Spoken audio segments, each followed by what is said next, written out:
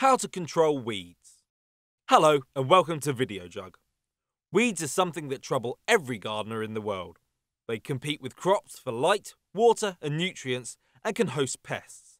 Head gardener Stella of Holland Park, London, is going to show us how to keep the pesky plants under control. Step 1. You will need a fork, a hoe, a trowel, weed membrane, chipped bark, and weed killer. Step 2. Physical controls. Perennial weeds. Perennial weeds are ones that live from year to year and usually have fairly extensive roots. Examples include nettles, brambles, and thistles. Weed control starts with winter digging before the first crops are grown. Cut down any woody perennials and dig out their roots as thoroughly as possible. Burn or remove the plants from the site entirely and never make compost out of them.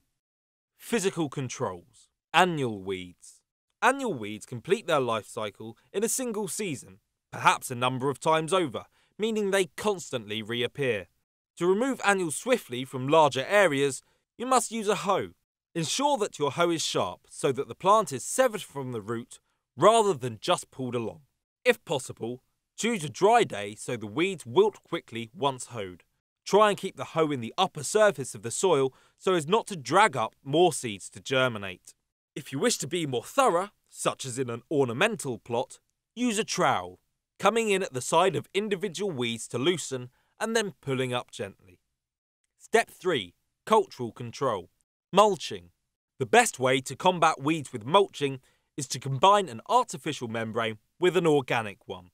Buy some weed membrane from a garden centre and cut it to the size of your plot.